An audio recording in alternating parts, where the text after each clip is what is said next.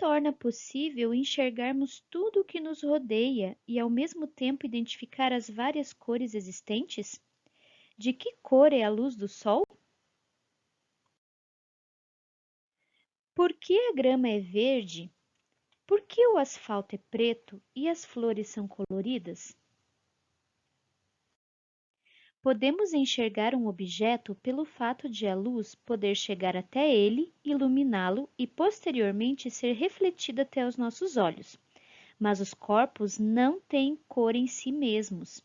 A coloração que vemos neles deve-se à propriedade de refletir ou difundir certos raios do espectro luminoso. A luz branca é chamada de policromática, pois na verdade é constituída de várias luzes monocromáticas. Sabemos que a refração de um feixe de luz branca através de um prisma possibilita a sua decomposição nas várias luzes que a compõem. Então, quando vemos a cor de um objeto, estamos vendo apenas a cor da parte da luz que é refletida pelo objeto.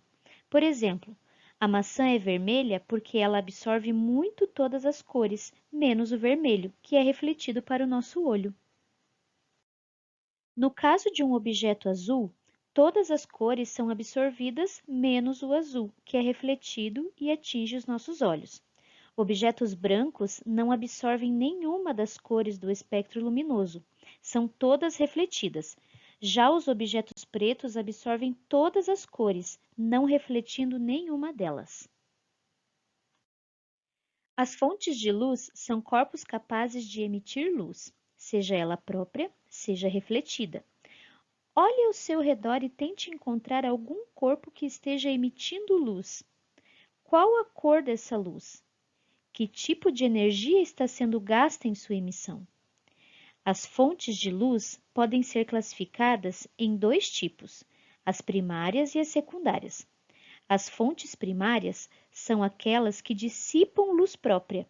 É o caso, por exemplo, dos corpos luminosos.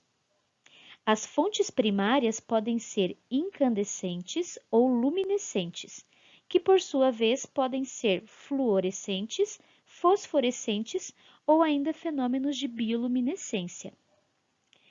Por sua vez, as fontes luminosas secundárias só emitem luz na presença de outras fontes.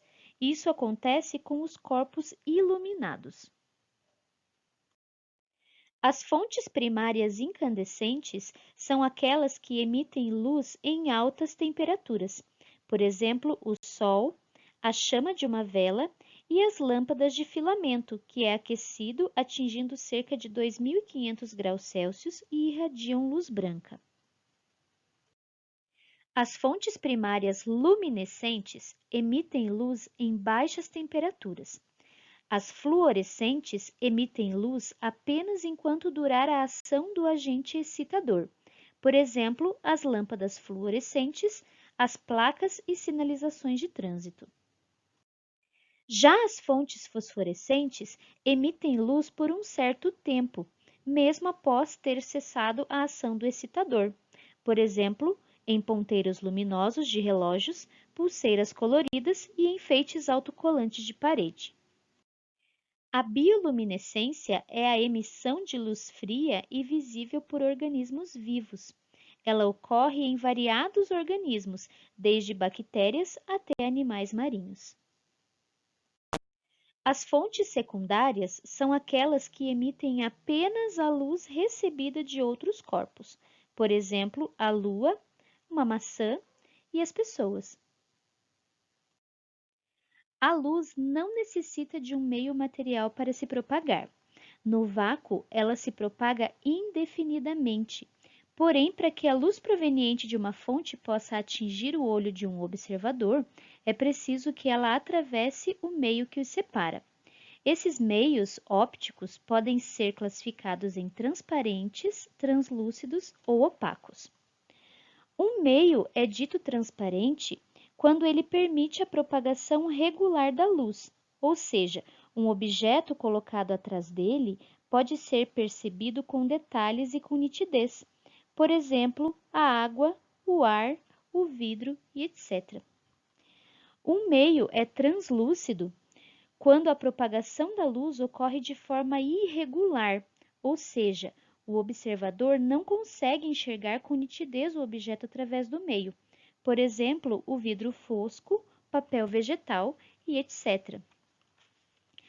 Um meio é opaco quando não permite a propagação da luz, isto é, o observador não consegue enxergar o objeto através do meio, por exemplo, a madeira, o tijolo, placas metálicas e etc.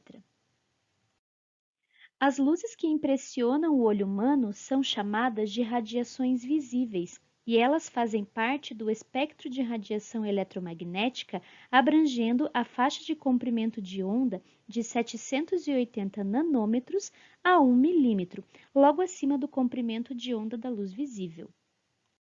Entende-se como raio de luz ou raio luminoso toda a linha por meio da qual a luz se propaga. Quando fazemos uso de uma fonte luminosa, como uma lanterna, por exemplo, toda a linha que sai dela constitui um raio luminoso.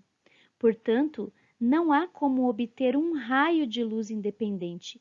O que geralmente se tem é um feixe de luz, ou seja, um conjunto de inúmeros raios de luz. A decomposição ou dispersão da luz é um fenômeno óptico em que a luz é separada em suas diferentes cores quando refratada através de algum meio transparente, a exemplo do arco-íris, do prisma e da lente fotográfica. Já a recomposição da luz é o processo inverso. A partir das luzes monocromáticas, é possível reconstituir a luz branca por síntese. Nessa videoaula, você pode aprender que a luz é uma forma visível de energia e um agente das sensações recebidas pelo ser humano por meio dos órgãos da visão.